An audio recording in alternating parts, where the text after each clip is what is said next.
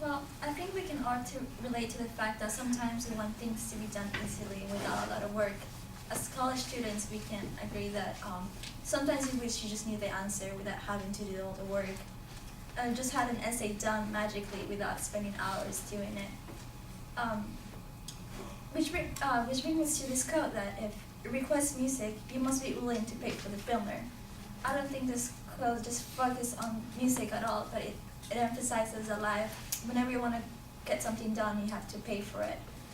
And I agree with this quote. I can think of three occasions that I can apply to this. For example, in school, work, and getting exercise. First of all, I'm a business major, and I know to manage a job, you have to be willing to have experience and education.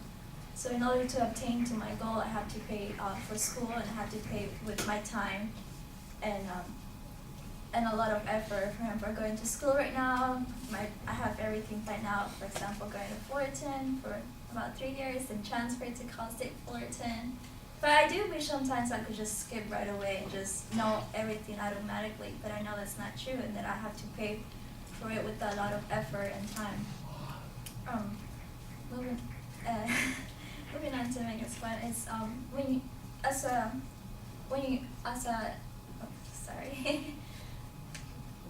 in a job, for example, you start off in a restaurant. You want to start off as a waitress, and you want to make your way up to maybe a manager.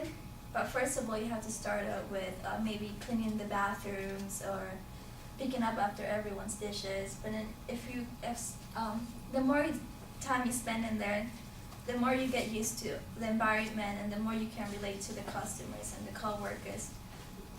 But in order to attain this position, you do have to work your way up. You have to maybe work extra shifts to prove to the management that you're worthy of the position you're looking for.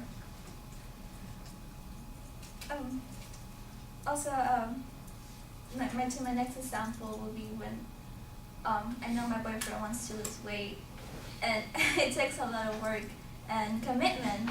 For example, he has to wake up every day early in the morning just to go to the gym and work out. And I can relate to him because I also go to the gym and want to work out, but sometimes I wish I could just start losing pounds without having to run like 5 miles.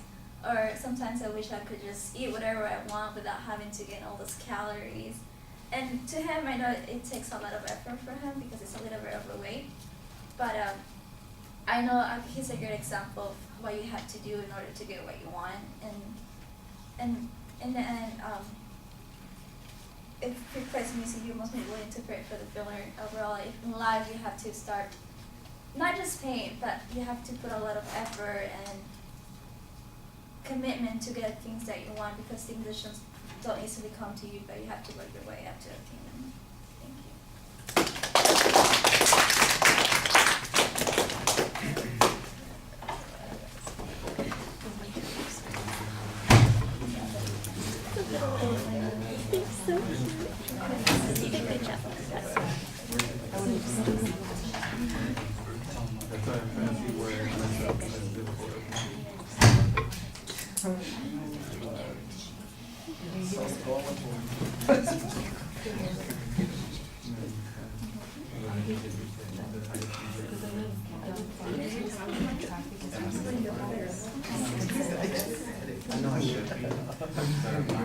We're so gullible, you didn't listen.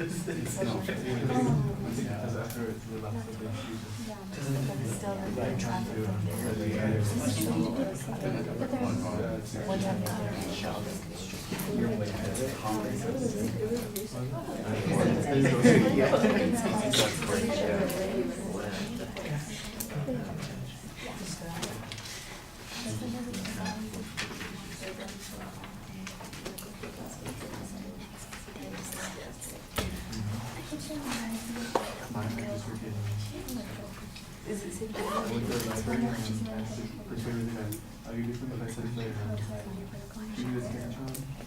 And if I get an A, give it the cents. And then I get Right. Andrea, I thought that you related well to the audience at the beginning of the speech, but you kind of were inconsistent about that during the rest of the presentation.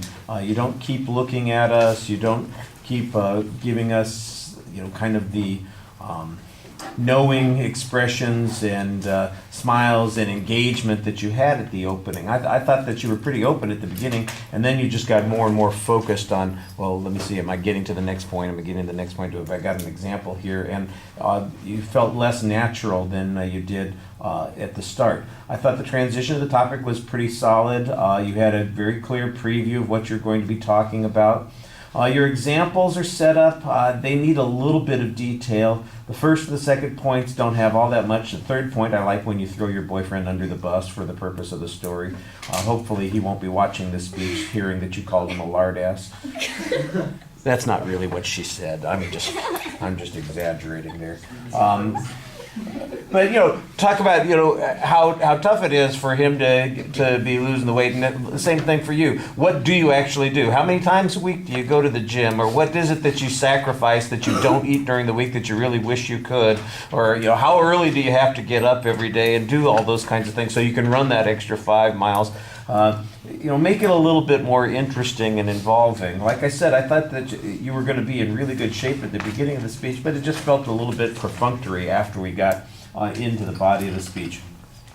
When you watch back, you'll see that you start playing with the topic, and so your hands, they're not always gesturing. Sometimes they're just doing little nervous things with the topic.